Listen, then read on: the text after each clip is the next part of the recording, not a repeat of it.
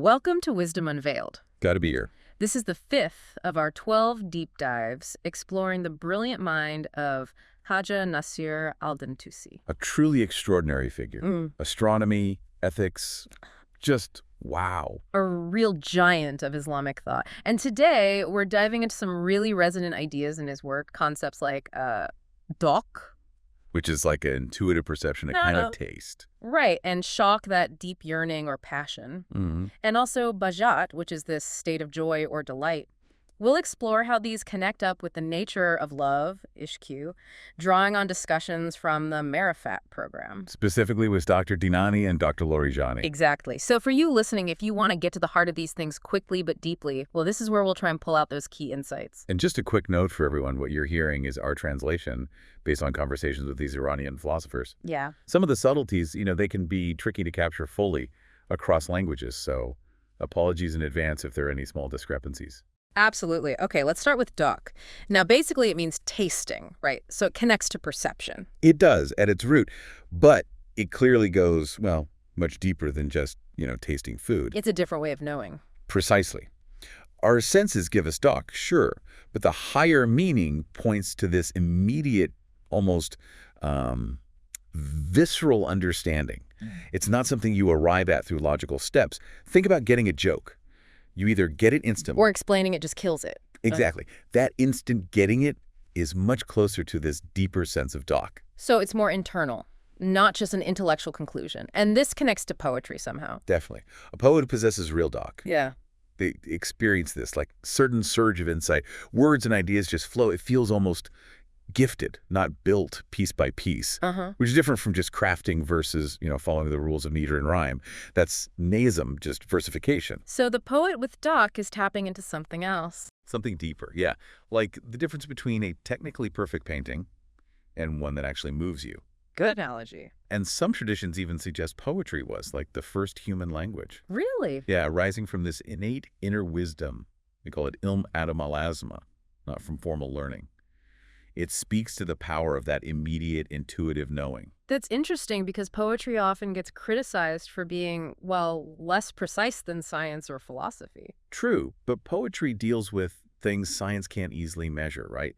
Inner experiences, joy, grief, those deep existential feelings. Things logic struggles to box in. Exactly. It speaks to a different kind of truth. Yeah. A truth felt in the heart, you could say. Okay, that clicks. It captures what other language can't quite pin down. Now, you mentioned Avicenna, Ibn Sina. He talks about an even higher level of dhūq. He does. And this higher dhūq, he says, it transcends everything else. Sensory experience, imagination, rational argument. Wow. Even things like sudden spiritual insights, cash, or faith, iman, or just following tradition, taqlid. It's beyond all that. Yeah. So, what's left? What is this ultimate dhūq? It's described as a state of direct witnessing, mu'āyana, an unmediated connection to the divine reality, to Haqq Tabarak wa Ta'ala. Unmediated. Like being right there, in the presence. So real that other ways of knowing just seem secondary. It's close to that mystical idea of fana, the annihilation of the ego. That sounds like a total shift in how you perceive reality. It is. In that state, the usual boundaries we draw between inside and outside, they just dissolve. Knowledge becomes immediate, intuitive, a direct grasp of truth. And how does Khajeh Nasir al-Tusi bring this out? Well, Tusi refers to a really powerful hadith from Imam Sadiq, peace be upon him. Okay. It says, indeed, the soul of the believer is more intensely connected to the spirit of Allah than the connection of the sun's ray to it. More intensely than a sunbeam to the sun. But a sunbeam is directly connected. There's nothing in between. Exactly. That's the point. Yeah. The hadith suggests an even more direct, more profound link between the believer's soul and the divine spirit. It highlights the completely unmediated nature of this higher dhūq. That's a stunning image, the immediacy. It really is. And it connects to another hadith. He looks with the light of Allah. Meaning? Meaning that in this state of deep dhūq, your very being, how you see, hear, speak, it aligns with the divine. It's as if God perceives through you.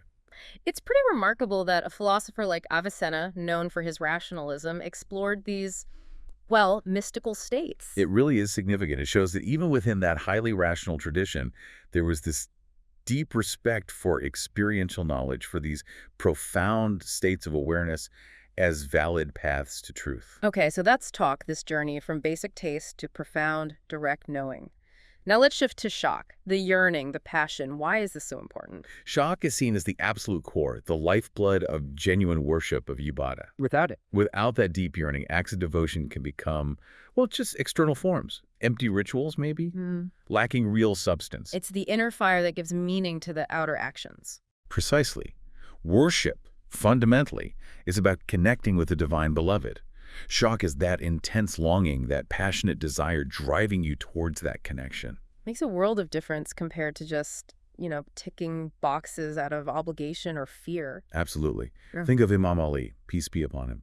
He's legendary for the intense shūq he felt in prayer. It wasn't just duty, it was this profound, eager meeting. And Rumi talks about this too, doesn't he? Oh, beautifully. Rumi says dhūq and shūq are the seasoning of worship. Seasoning, I like that. Yeah. Just like salt or spices bring out the flavor of food, these inner states, the intuitive taste and the deep yearning, give real meaning and richness to our devotional acts. Without them, it's bland, tasteless. Exactly. Shūq is what helps you move from the outer shell of faith, if you like, to its inner kernel or marrow. Yeah. That deep, real longing for God. Okay. Now let's connect this to Behjat, joy or delight, and Ibtihāj, which sounds even stronger, like exaltation. Where do they fit? Well, Avicenna uses Behjat for this high spiritual joy. And it's interesting, he often chooses it over the word Ladhdha, which means pleasure. Why is that? Probably because pleasure, Ladhdha, can get mixed up with, worldly desires, fleeting things that might actually distract from real spiritual fulfillment. Ah, so Behjat is purer, more divine. That seems to be the idea. It's a joy rooted in the divine itself. There's even the idea that God possesses Behjat within his own being, a kind of self-contained delight. God having joy in himself. That's a powerful thought. And Ibtihāj, this intense exaltation, is seen as inherent in the divine essence. Okay. The concept is Ibtihāj ad-dwayban, the exaltation of the essence by the essence itself.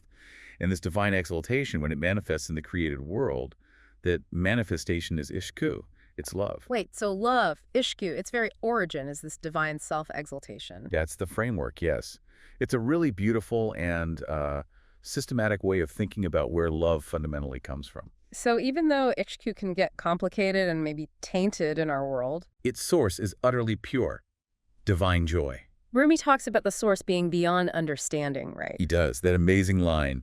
In the realm of love, in the discourse of love, there is a sea whose bottom is unseen. It points to that deep, mysterious, divine origin. And what about this jealousy of love, Gairat, that it doesn't tolerate rivals? That inherent exclusivity of ish, yes, its absolute focus only on the beloved. That connects directly to Tawhid, the core Islamic concept of the absolute oneness of God. Love reflects that unity. It really does all weave together. Each concept seems to build on the others. So how does this intense yearning shūq relate to taklif, religious obligation? Ah, that's a fascinating point. When shūq is really intense, the physical body can almost feel secondary, overwhelmed by the spirit's pull. But it doesn't matter as much. In a way, there's that famous hadith about the Prophet, peace be upon him, experiencing such intense spiritual ecstasy. Yes. That he actually asked his wife for just ordinary conversation to kind of ground him back in the physical world for a moment. Wow. That really shows the power of that state. It does. So the idea is that shūq gives taklif the obligations, their real meaning and substance. The outward duties become the shape, the form that the inner yearning takes. The obligations channel the yearning. You could put it like that, yes. Yeah. And Khajeh Nasir notes that in the state of Behjat, that divine joy, a person might even go beyond conscious control, just totally immersed. Lost in that joy. Completely. And remember, this Behjat is a divine joy rooted in God's own Behjat towards himself. And there was a connection to perceiving perfection. Right. Surur, another word for joy, is defined as perceiving perfection, idraki kamal. Okay. Even simple sensory pleasures fit this, in a way. You taste something delicious, you're perceiving something agreeable, a kind of perfection for your sense of taste. Ah, I see. So the spiritual perception of ultimate perfection, that leads to the highest joy, Behjat. And Saadat, happiness or felicity, fits in here too. Yes, Saadat is basically seen as synonymous with Behjat. It's that deep spiritual joy, that blessedness, that fulfillment. And again, it all circles back to that divine exaltation, Ibtihāj, manifesting as ishq, as love. Khajeh Nasir al-Din Tusi just seems like such a master weaver, putting all these concepts together so precisely. He really does. His approach is like a meticulous architect. Each piece placed perfectly to build this coherent, deeply meaningful structure. Understanding philosophy this way, where these inner states are integral, it gives you a much richer picture of knowledge itself. It does seem to highlight a difference, perhaps, between the stream of Islamic philosophy, often intertwined with mysticism, and maybe more purely rationalist approaches. Sure. Thinkers like Ibn Rushd, for example, represent a path more strictly focused on rational argument, maybe less engaged with these experiential, mystical dimensions that are so key for Avicenna and definitely for Khajeh Nasir. It's fascinating to see those different textures within the same broad tradition. It really is. And ultimately, the point that comes through in those Marifat discussions is that really engaging with these concepts, understanding them as laid out by Ibn Sina and integrated by Tusi, it can actually ignite that flame of love within you. This has been incredibly insightful, really digging into dhūq, Shūq, Behjat, and Ishq through Tusi's perspective. It certainly opens up a lot, doesn't it? It shows the depth there. Definitely. And in our next deep dive, we're going to stay with this theme, looking closely at the relationship between pleasure, Ladhdha, happiness, sa'at, and perfection, kamal. Which are absolutely central to this whole understanding. Crucial pieces. They really are. So for you listening at home, perhaps mull this over. How does understanding these nuances, dhūq's taste, Shūq's yearning, Behjat's joy, how might that change the way you perceive your own inner world, your connection to life, maybe even to the divine? It's definitely food for thought, a prompt for some personal reflection. Thank you so much for joining us on Wisdom Unveiled. We're really looking forward to exploring more with you next time. Until then, may wisdom continue to illuminate your path.